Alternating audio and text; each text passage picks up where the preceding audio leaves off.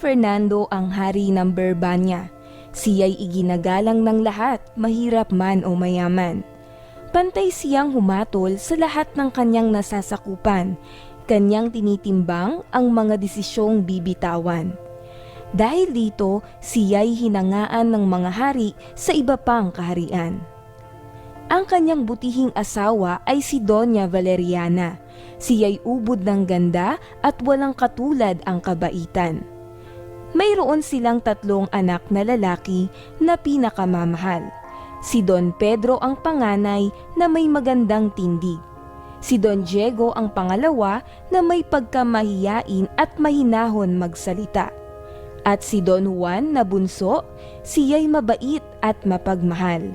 Isang gabi ay bigla na lamang nagkaroon ng masamang panaginip ang hari. Si Don Juan daw ay napahamak at pinatay ng 2 lalaking hindi niya makilala.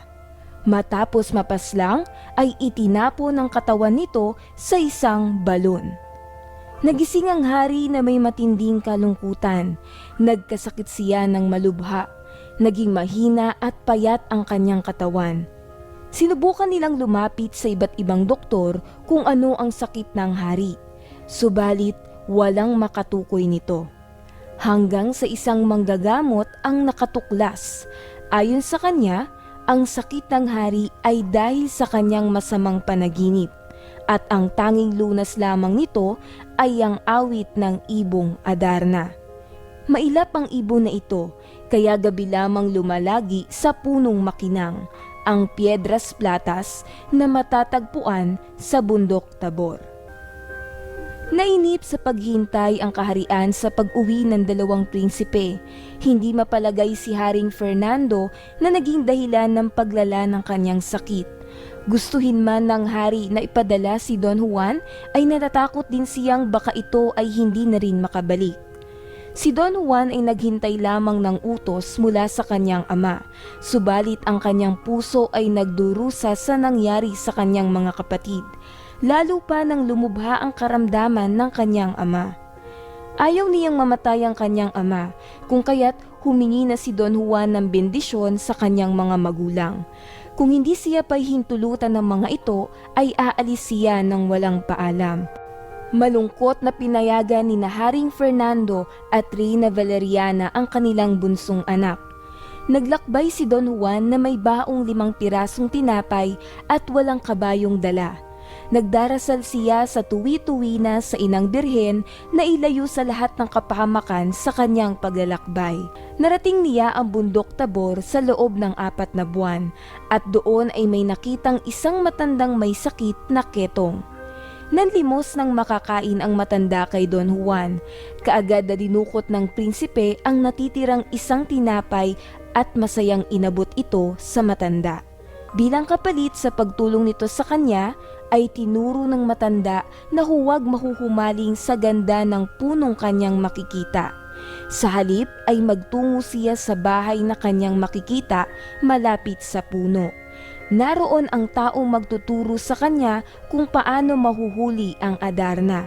Natanaw niya sa ibaba ang isang dampa kung saan niya matatagpuan ang ermitanyong binanggit ng leproso.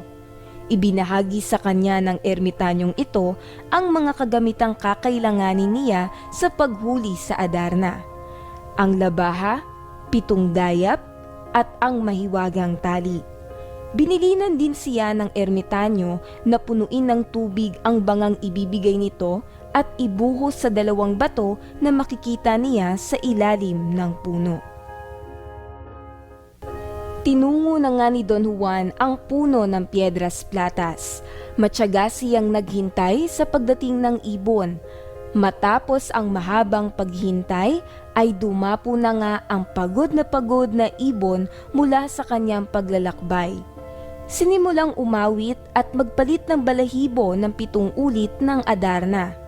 Upang hindi makatulog sa bawat pag-awit ng Adarna, ay sinusugatan ni Don Juan ang kanyang sarili gamit ang labaha at pinipigaan niya ito ng dayap ng 7 ulit din.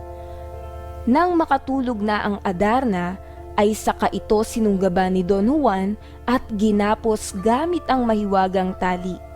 Bago lisanin ng puno, ay binuhos ni Don Juan ang tubig na laman ng banga sa 2 bato na nasa ilalim ng puno at kaagad bumalik ng buhay ang kanyang 2 kapatid. Masayang naglalakbay pa uwi ang 3 magkakapatid bitbit ang Adarna. Subalit ito palang si Don Pedro ay may masamang balak. Binulungan niya si Don Diego ng kanyang plano kay Don Juan. Hindi na makatanggi ang kapatid pagkat siya ang panganay. Sa halip na paslangin nila si Don Juan, ay naisipan na lamang nila itong bugbugin pagkatapos ay iniwan ang labi nito sa kagubatan.